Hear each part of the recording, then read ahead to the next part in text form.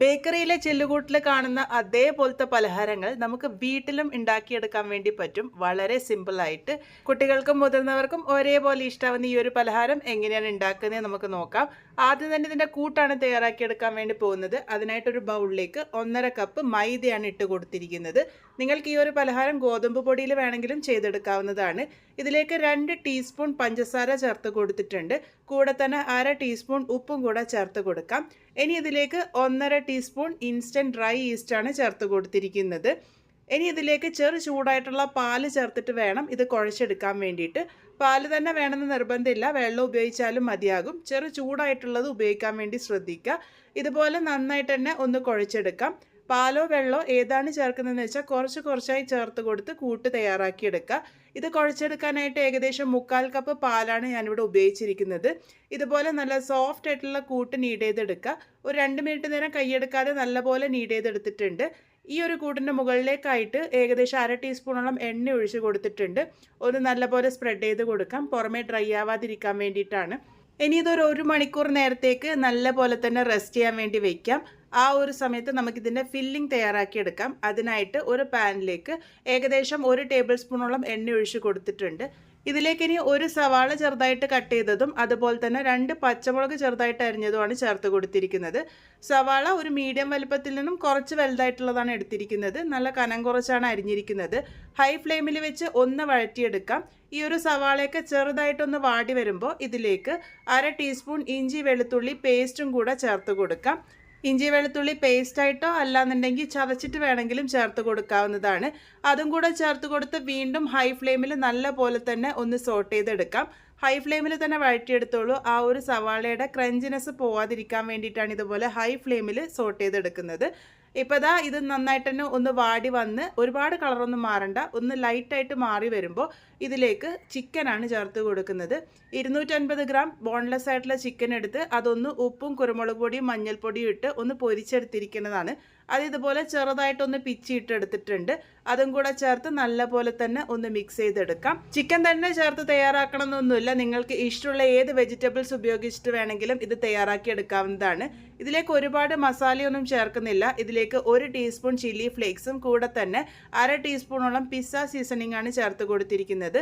Pizza seasoning ചേർത്ത് കൊടുക്കണമെന്ന് നിർബന്ധമൊന്നുമില്ല, കയ്യിലുണ്ടെങ്കിൽ മാത്രം ചേർത്ത് കൊടുത്താൽ മതി. ഒരു നല്ല ഫ്ലേവർ ആയിരിക്കും. എല്ലാം കൂടെ ഒന്നും കൂടെ നന്നായിട്ട് വഴറ്റിയെടുത്തിട്ടുണ്ട്. ഉപ്പ് നോക്കിയിട്ട് ആവശ്യത്തിന് ഇല്ലാന്നുണ്ടെങ്കിൽ പാകത്തിന് ചേർത്ത് കൊടുക്കാവുന്നതാണ്. ഇതിലേക്ക് വേറെ പച്ചക്കറിയൊന്നും ഞാനിവിടെ ചേർത്തിട്ടില്ല. നിങ്ങളുടെ കയ്യിൽ ക്യാപ്സിക്കൊക്കെ ഉണ്ടെങ്കിൽ ഈ ഒരു സമയത്ത് ഇവിടെ ചേർത്ത് കൊടുക്കാവുന്നതാണ്. എല്ലാം കൂടെ നന്നായിട്ടൊന്ന് സോട്ട് ചെയ്തെടുത്ത് ഇതിൻ്റെ ചൂട് ആറാൻ വേണ്ടിയിട്ട് മാറ്റി വയ്ക്കാം. ചൂട് ഒരല്പം ആറി വന്നതിന് ശേഷം ഇതിലേക്ക് മയോണൈസ് ചേർത്ത് കൊടുക്കുന്നുണ്ട്. ഇനി ചേർക്കാൻ പോകുന്ന 2 സാധനവും ഓപ്ഷനിലാണ്. ഞാനിവിടെ 3 ടേബിൾ സ്പൂൺ മയോണൈസ് ചേർത്തിട്ടുണ്ട്. കൂടെ തന്നെ 1.5 ടേബിൾ സ്പൂൺ ടൊമാറ്റോ സോസും കൂടെ ചേർത്തിട്ടുണ്ട്. ഈ 2 സാധനങ്ങൾ ചേർത്തില്ലെങ്കിലും ഈ ഒരു ഫില്ലിങ്ങിന് ടേസ്റ്റ് കുറവൊന്നും ഉണ്ടാവില്ല. പക്ഷേ മയോണൈസും ടൊമാറ്റോ സോസൊക്കെ ചേർക്കുമ്പോൾ ഒരു പ്രത്യേക ഫ്ലേവർ വരും, അത്ര മാത്രമേ ഉള്ളൂ. അതും കൂടെ ചേർത്ത് നല്ല പോലെ തന്നെ ഒന്ന് മിക്സ് ചെയ്തെടുത്തിട്ടുണ്ട്. മിക്സ് ചെയ്തെടുത്ത് കഴിഞ്ഞാൽ നമ്മളുടെ ഫില്ലിങ് ഇവിടെ പാകത്തിന് റെഡി ആയിട്ടുണ്ട്. നല്ല ക്രീമി ആയിട്ടുള്ള ടേസ്റ്റി ആയിട്ടുള്ള ഒരു ഫില്ലിംഗ് ആണ്. കൂട്ട് ഞാനിവിടെ റെസ്റ്റ് ചെയ്യാൻ വേണ്ടി വെച്ചിട്ട് ഏകദേശം 1.5 മണിക്കൂറായിട്ടുണ്ട്. കൂട്ടിപ്പോൾ നല്ല പോലെ തന്നെ പൊങ്ങി വന്നിട്ടൊക്കെ ഉണ്ട്. ഇപ്പോൾ ദാ ഇതൊന്നും കൂടെ നന്നായിട്ട് നീഡ് ചെയ്തെടുത്തതിന് ശേഷം ഇത് ഉരുളകളാക്കിയിട്ട് മാറ്റിയെടുക്കാം. മീഡിയം വലുപ്പത്തിലുള്ള 7 ഉരുളകളാണ് എനിക്കിത് ഉപയോഗിച്ച് തയ്യാറാക്കി എടുക്കാൻ വേണ്ടി പറ്റിയത്. അതിനുശേഷം ഒരു ഉരുളയെടുത്ത് നമുക്ക് പരത്തിയെടുക്കാം. ഇതുപോലെ നീളത്തിലാണ് പരത്തിയെടുക്കുന്നത്. പരത്തുമ്പോൾ മൈദയോ അല്ല എണ്ണയോ ഒന്നും ആക്കേണ്ട ആവശ്യമില്ല, അല്ലാണ്ട് തന്നെ ഒട്ടും പറ്റിപ്പിടിക്കാതെ നമുക്ക് പരത്തിയെടുക്കാൻ വേണ്ടി പറ്റും. ഈ ഒരു കനത്തിൽ പരത്തിയെടുത്തിട്ടുണ്ട്. അതിനുശേഷം ഇതിൻ്റെ ഒരു ഭാഗത്തേക്കായിട്ട് നമ്മൾ തയ്യാറാക്കി വെച്ചിരിക്കുന്ന ഫില്ലിങ്ങിൽ നിന്നും ആവശ്യത്തിന് വെച്ച് കൊടുക്കാം. അതിനുശേഷം ഇത് നല്ല പോലെ തന്നെ വീഡിയോയിൽ കാണിച്ചിരിക്കുന്നത് പോലെ കവർ ചെയ്തെടുക്കാം. അരികുകളൊക്കെ നന്നായിട്ട് പ്രസ് ചെയ്ത് ഇതുപോലെ ജോയിൻ ചെയ്യാൻ വേണ്ടിയിട്ട് ശ്രദ്ധിക്കണം. ഇതുപോലെ നന്നായിട്ട് തന്നെ ഒന്ന് ജോയിൻ ചെയ്തെടുക്കുക. അതിനുശേഷം വീണ്ടും ഇതുപോലെ ഒന്ന് റോൾ ചെയ്തെടുത്തിട്ടുണ്ട്. ഇനി ഇതൊന്ന് നല്ല ഷേപ്പ് കിട്ടാനായിട്ട് ഇതുപോലെ ഒന്ന് വരഞ്ഞു കൊടുക്കാം. മുഴുവനായിട്ടല്ല, ഒന്ന് ചെറുതായിട്ട് മാത്രം വരയിട്ട് കൊടുക്കുക. അതിനുശേഷം അതിൻ്റെ അരികിലേക്കായിട്ട് കുറച്ച് വെള്ളം കൂടെ ഇതുപോലെ സ്പ്രെഡ് ചെയ്ത് കൊടുക്കുക. നല്ല പോലെ തന്നെ ഒട്ടിപ്പിടിച്ച് നിൽക്കാൻ വേണ്ടിയിട്ട് സഹായിക്കും. ഇതുപോലെ വെള്ളം കൂടെ ആക്കിയതിന് ശേഷം അടുത്ത ഭാഗം എടുത്തിട്ട് ഇതുപോലെ പ്രസ് ചെയ്ത് കഴിഞ്ഞാൽ നല്ല ഡിസൈനും ആയി കിട്ടും. ഇത് ഫ്രൈ ആയിട്ട് വരുമ്പോൾ കാണാനും നല്ല ഭംഗിയായിരിക്കും. ഇതേപോലെ തന്നെയാണ് ബാക്കിയുള്ളതൊക്കെ റെഡിയാക്കി എടുക്കുന്നത്. ഒന്നും കൂടെ കാണിച്ചു തരാൻ വേണ്ടിയിട്ടാണ് ഈ ഒരു രീതിക്ക് വീഡിയോ കാണിച്ചിരിക്കുന്നത്. ഡിസൈൻ കാണുമ്പോൾ നമ്മൾ വിചാരിക്കും ഭയങ്കര ബുദ്ധിമുട്ടാണ് ഉണ്ടാക്കാൻ വേണ്ടിയിട്ട് എന്ന്. പക്ഷെ അല്ല, വളരെ ഈസി ആയിട്ട് നമുക്കിത് തയ്യാറാക്കി എടുക്കാൻ വേണ്ടി പറ്റും. വീഡിയോയിൽ കാണിച്ചിരിക്കുന്നത് പോലെ റെഡിയാക്കി എടുത്താൽ മതി. അപ്പോൾ അതാ ഈ ഒരു രീതിക്ക് എല്ലാം തന്നെ ഞാനിവിടെ റെഡിയാക്കി വെച്ചിട്ടുണ്ട്. ഇനി ഇതിൻ്റെ മുകളിലേക്ക് വീണ്ടും കുറച്ച് വെള്ളം ഒന്ന് ബ്രഷ് ചെയ്ത് കൊടുത്തിട്ടുണ്ട്. അതിനുശേഷം ഇവിടെ വെളുത്ത എള്ളിട്ട് കൊടുക്കുന്നുണ്ട്. ഇങ്ങനെ ഇട്ട് കൊടുക്കണമെന്ന് ഒരു നിർബന്ധമില്ല, പക്ഷെ കാണാൻ നല്ല ഭംഗിയായിരിക്കും ഇത് അവസാനം ആയി വരുമ്പോൾ. ആ ഒരു എള്ള് പറ്റിപ്പിടിച്ച് നിൽക്കാൻ വേണ്ടിയിട്ടാണ് ഇവിടെ വെള്ളം ആക്കി കൊടുത്തിരിക്കുന്നത്. ഇതുപോലെ എല്ലാം സെറ്റ് ചെയ്തെടുത്തിട്ടുണ്ട്. ഇനി ഇത് ഫ്രൈ ചെയ്തെടുക്കാം. ഓവനൊന്നും ഇല്ലാതെയാണ് ഇത് തയ്യാറാക്കിയെടുക്കുന്നത്, അതുകൊണ്ടാണ് ഫ്രൈ ചെയ്തെടുക്കുന്നത്. നിങ്ങൾക്കിത് ഓവനിൽ വെച്ചും തയ്യാറാക്കിയെടുക്കാവുന്നതാണ്.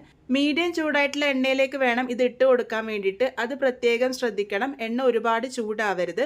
അതുപോലെ ഇത് ഇട്ട് കൊടുത്ത പാട് പിന്നെ ഫ്ലെയിം ലോയിലാക്കി വെക്കണം. അതിനുശേഷം ഇത് അനക്കാനൊന്നും നിൽക്കണ്ട. ഒരു ഭാഗം നന്നായിട്ട് ഫ്രൈ ആയിട്ട് വരുന്നത് വരെ വെയിറ്റ് ചെയ്യുക. കുറച്ച് സമയം എടുക്കും. അതിനുശേഷം നമുക്കിത് മറിച്ചിട്ട് കൊടുക്കാം. വീണ്ടും ലോ ഫ്ലെയിമിൽ വെച്ചിട്ട് തന്നെയാണ് ഇത് കുക്ക് ചെയ്യേണ്ടത്. എങ്കിൽ മാത്രമേ ഉള്ളോളം നല്ല കറക്റ്റായിട്ട് വെന്ത് വരുള്ളൂ. അങ്ങനെ തിരിച്ചു മറിച്ചൊക്കെയിട്ട് എല്ലാ ഭാഗവും നല്ലൊരു ഗോൾഡൻ ബ്രൗൺ കളർ ആകുന്നത് വരെ ലോ ഫ്ലെയിമിൽ വെച്ചിട്ട് വേണം ഇത് കുക്ക് ചെയ്തെടുക്കാൻ വേണ്ടിയിട്ട്. ഇതിപ്പോൾ പാകത്തിന് റെഡി ആയിട്ടുണ്ട്. ഈ ഒരു കളർ ആകുമ്പോൾ നമുക്കിത് എണ്ണയിൽ നിന്നും കോരി മാറ്റാം. ഇതേപോലെ തന്നെ ബാക്കിയുള്ളതും കൂടെ റെഡിയാക്കി എടുക്കാം. ഇത് ചൂടോട് കൂടിയിട്ട് ഒരല്പം ക്രിസ്പി ആയിട്ടാണ് ഉണ്ടാകുക. ഇതിൻ്റെ ചൂടാറുമ്പോഴാണ് ഇത് നല്ല സോഫ്റ്റും സ്പോഞ്ചിയും ആയി വരുന്നത്. അപ്പോൾ വളരെ പെർഫെക്റ്റ് ആയിട്ടുള്ള ചിക്കൻ ബൺസാണ് നമ്മളിന്ന് ഉണ്ടാക്കിയിരിക്കുന്നത്. ശരിക്കും നമ്മൾ കടയിൽ നിന്നൊക്കെ വാങ്ങാൻ കിട്ടുന്ന ആ ഒരു സ്ട്രക്ചറിലല്ലേ ഉള്ളത്. അതുപോലെ തന്നെ ഇത് ഓവൻ ഇല്ലാതെയാണ് തയ്യാറാക്കിയെടുത്തിരിക്കുന്നത്. ഉള്ളിലുള്ള ഫില്ലിംഗ് ആയാലും നല്ല ജ്യൂസി ആയിട്ടാണ് ഇരിക്കുന്നത്. ഫില്ലിങ് നിങ്ങൾക്ക് ചിക്കൻ തന്നെ വെച്ചുണ്ടാക്കണമെന്നില്ല, വെജിറ്റബിൾസ് വെച്ചും ട്രൈ ചെയ്ത് നോക്കാവുന്നതാണ്. കുട്ടികൾക്കൊക്കെ ഒരുപാട് ഇഷ്ടമാവുന്ന ഈ ഒരു പലഹാരം എന്തായാലും ട്രൈ ചെയ്ത് ഫീഡ്ബാക്സ് ഒക്കെ പറയാൻ മറക്കരുത്. വീണ്ടും ഒരു നല്ല റെസിപ്പിയുമായി കാണാം.